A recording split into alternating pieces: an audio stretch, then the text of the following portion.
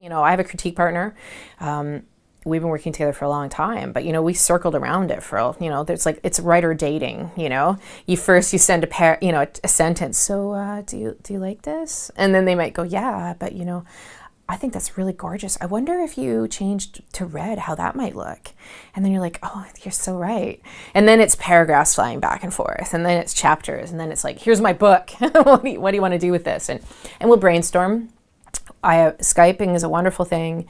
I will Facebook my friend, or or text her and say, hey, I need to get my character into a certain room and I can't figure out how to do it, and we'll talk it out. And so I think a support team is really important. And even before you're published, you may not have editors and agents yet, but you should have critique groups, and you should have people, and they, hopefully are like-minded. I was in critique groups before. Starting out, it was difficult because they weren't thriller writers, they weren't genre writers.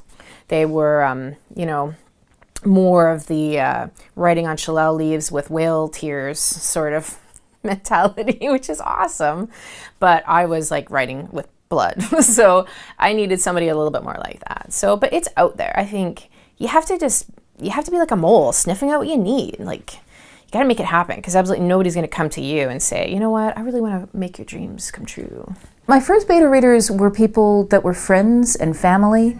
Again, picking the ones that have things in common with me. One of the things that a lot of people feel like is that they need a beta reader who's also a writer. But the vast majority of people who are going to read my fiction are not, in fact, writers. So I try to pick other fans. Talking to like people at a book club.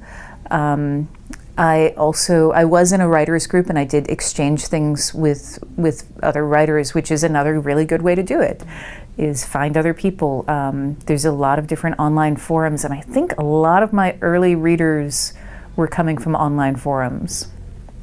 So I picked some special first readers in order to get their opinions.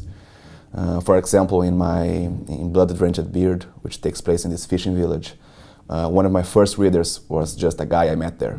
He's not involved in writing or literature in any way, but he lives there for like 20 years. So I really wanted him to read the manuscript and tell me if it felt true to Garopaba, to the town, because I didn't want it to feel artificial to the local people, Yeah, he loved it. Of course, he could not tell me anything important about technical issues, but he made some suggestions because some things were not sounding or ringing true. But overall, he was very happy about the way the town was depicted in the book. So that made me real confident about what I had done. And so that's an example. I get usually 3 or 4 first readers right after I send the draft to my editors.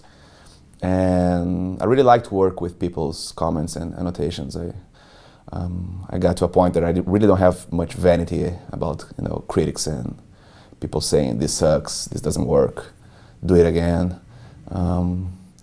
By now I deal really well with that, and I kind of enjoy it.